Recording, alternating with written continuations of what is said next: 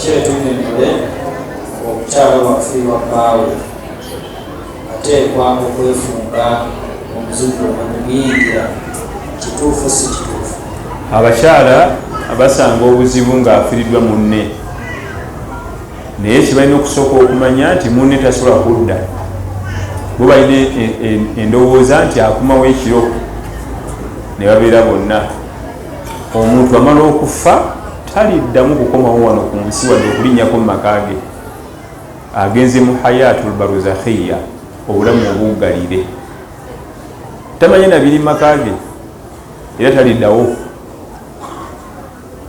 Era Allah yatwagala nnyo n'abikola nga tebasobola kudda. Singa bali badda wandirabye obuvuyo, anti mbamulyawo ku ssomero ng'atuuse omwana wange mugobe wa kisukulu fees, nasomesa n'emyaka 40 mugoba mutya omwana wange sikulu fees, ti omufazze teri kudda khalas.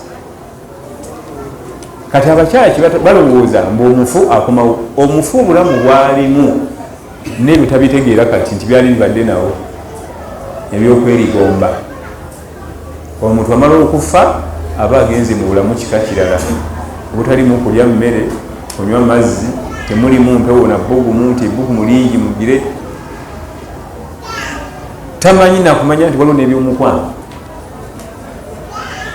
Tuli fena kati abakyala babalimbalimba mbu omwami ajja kudda. Ekyo kimu ekyokubiri omuzimu, nze mulota ng'akomawo, mulota ng'akomawo. Allah yakola obwongo bwaffe nga kyangu kyakuloota ebintu byowenya obudde. Olwokuba munno oludde naye, olwokuba oludde naye tava nkumangu ku bwongo, aba omulota nga ye yennyini. Olwala n'abasamunya omupiira alota asamba, oluusi n'asamba mu munne gwali naye mu buli, oba n'asamba ekisenge. Era twali tulabyeko oli nga alina yinjale, ekigere bakisibye pulasita mbu yali akiriyalinga nga babateeba. Yali aloota nga bagenda bateeba mbu najjayo kiryalinga omupiira omutayimbwa ekigere. Byotera okuwa obudde bijja nnyo muki.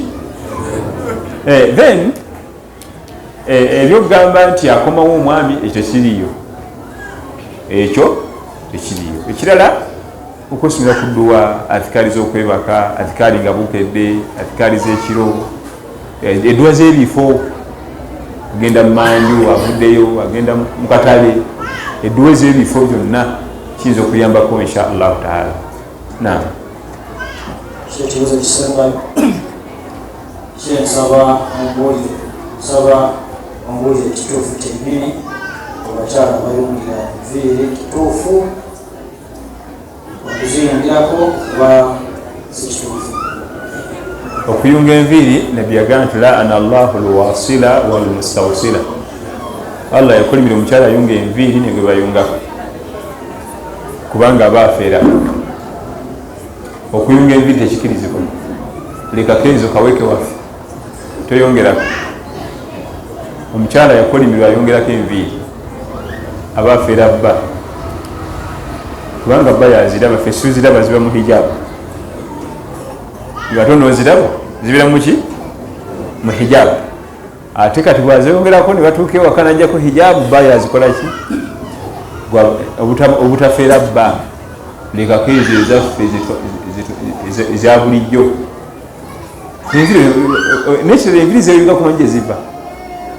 Bazisala ku bafubeeri abazungu, bazisala ku bafubeeri, oba abo bazibasalako nga balamu, bazikuza bazisalako ne bazipaakinga ne baguza ffe. Oli kunviriza mugenzi, olabye omukyala alabika bulungi nnyo alina enviiri, kumbe ennyinizo muki ali mutaka. Enviiri toyongako, ezaffe eziriko zennyini zimala, zoba osanirira, teekamu ebizigo khalas. Bane tweyanza nnyo, tuli basiimu nnyo okubanga tubaddeko wano leero.